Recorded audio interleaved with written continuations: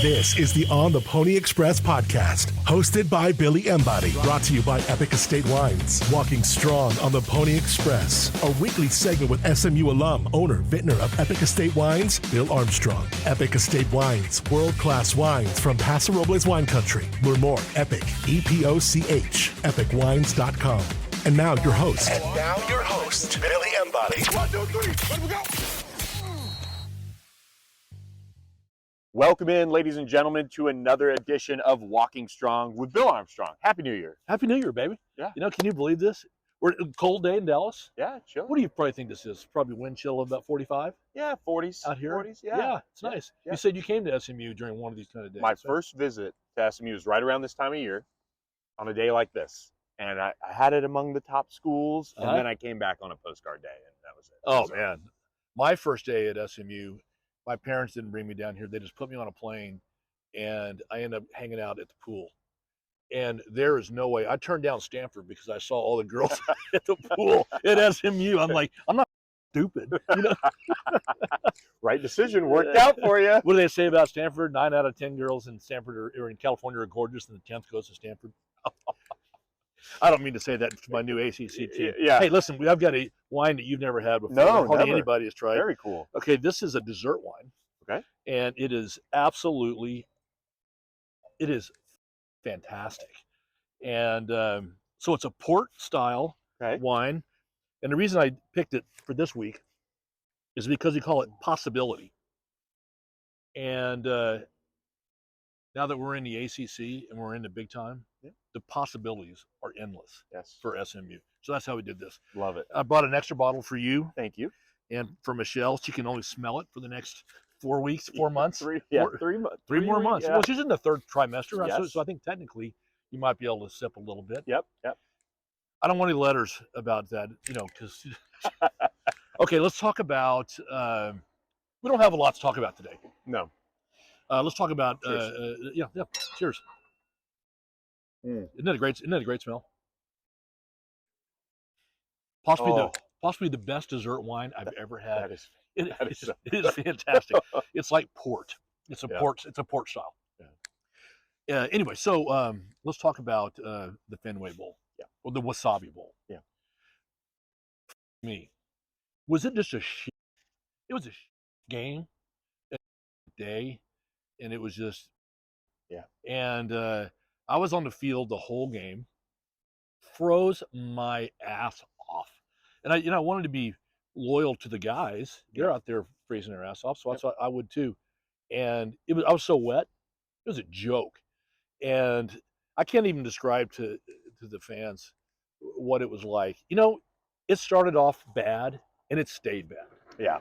I mean, if you look like I think the opening kickoff, then we get a penalty on the opening deal that pushed us to the moved it back to 11 or something like that. So we started off with bad field position, and then we had all these key penalties that had kept taking away big plays or pushing us back. They kept getting the ball at the 50.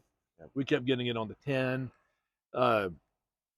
Everything about it was bad. The field was bad, but Boston College had to play on that same field. Yes. Now granted, the guys in Boston are a little more used to this kind of weather, where that day took away the best part of our game, the throwing. Sweet. Yeah, as well. And it was just one of those kind of strange games. You just knew it from the beginning. When we lost that opening fumble against Tulane, I didn't feel bad. It was just kind of like, okay, that's a fluke. Yep. But the Fenway Park game, by the way, Fenway, how cool is Fenway? Yeah. Oh, cool. My God, that's Been cool. to a game. Right behind us is the Green Monster, and it's the greatest, probably iconic stadium in the country. Yeah, I would say. Yeah. I think it was built in like 1920 or something like that, 1915, like a long time ago. Yeah. And oh my God, it was cool shit. And the people were great. And the Bostonians, which they're not famous for being great, but they were, it was just, Welcome it was to just, the pack. It was really great. Although I didn't like the coach of BC. He was a little punk, don't you think? Yeah. He was a little bit of a whiner. But anyway, it was weird. Our normally sure-handed receivers couldn't catch. Yeah.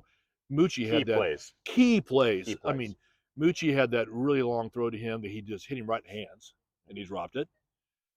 But the play, so we get into halftime, and even though we were all frozen solid and miserable and wet, we're ahead 14-10. 14-10, and then we had that nice drive, and KJ makes that beautiful scramble, and throws a dime, in the end zone, and hits Keyshawn between the numbers in the end zone, and he dropped it. And that was the momentum swing of the game. Yeah, it was, and then, missed field goal and then the block field goal. Yeah. And by the way, our blocking scheme on both our punts, because didn't you think all game we were going to get our punts blocked? Yes. It seemed like every time. I'm just bad. like, what the hell? Yeah. Anyway, that was really weird.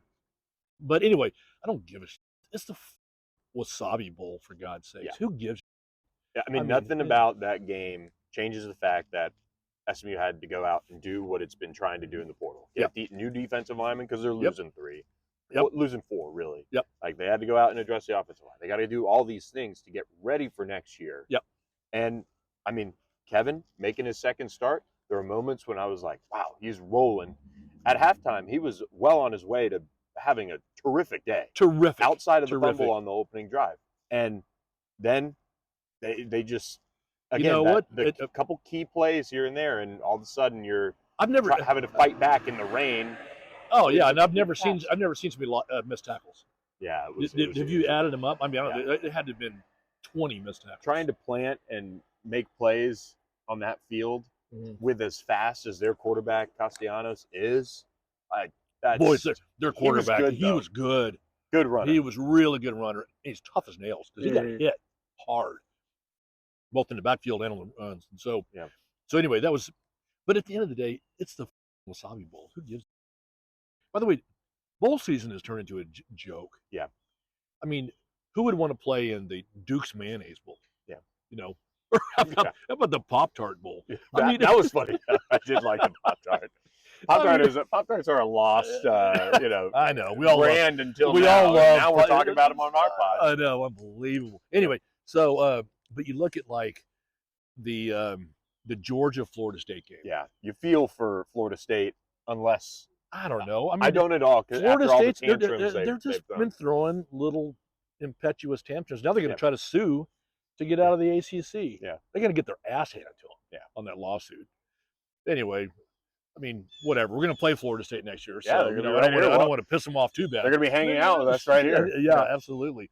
But I mean, they put on a beating on Florida State, not unlike what Georgia put on TCU last year. Yep. You know, which brought back fantastic memories for me. Yes. TCU getting their ass kicked. And then you look at what Georgia did to Liberty. Oregon. Yes. What did I say? Georgia. Yeah, excuse me. Oregon did to Liberty. Yeah. Just turned 46 unanswered or whatever it was. Proof positive that Liberty, SMU should have been in the Fiesta Bowl. Yeah. And not Liberty. You never know what would have happened if, like, you can't compare playing in a pristine indoor environment in Phoenix versus Oregon. Instead, you're playing outside in the elements, Boston College. I mean, we're a different team. I mean, playing Boston College at their home field that isn't a baseball field might have been different. Yeah, I mean, it just it just is what it is. Totally different. I guarantee we would have done better than Liberty.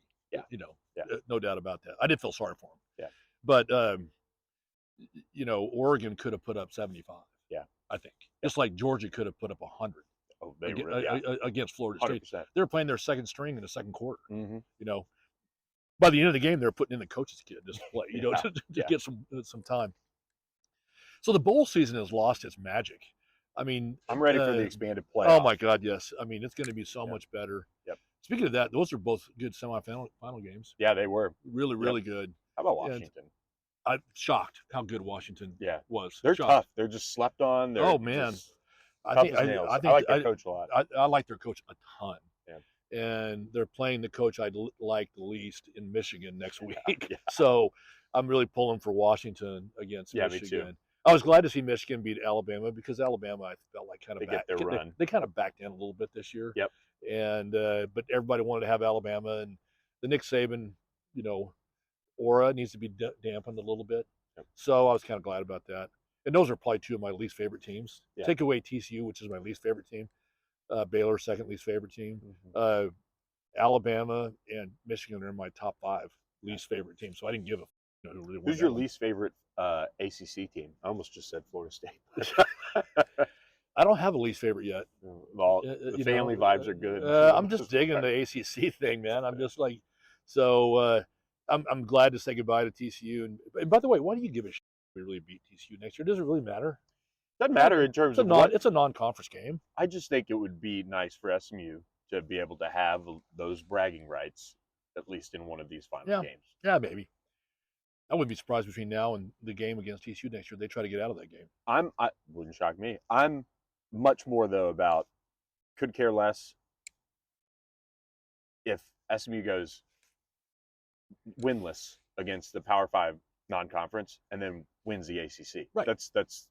I mean, if you look at our ACC schedule next year, we have a lot of winnable games. Yep. A lot of really winnable A lot of work games. that needs to be done, but winnable games.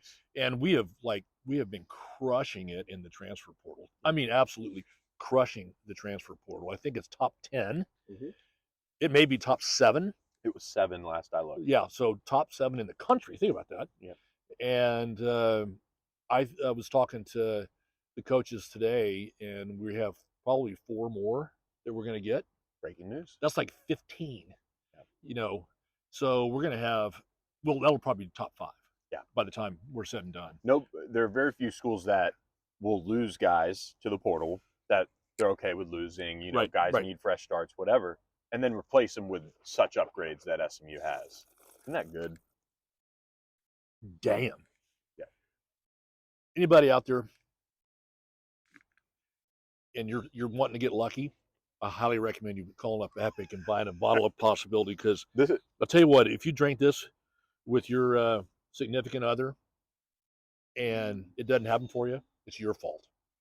I'm just saying.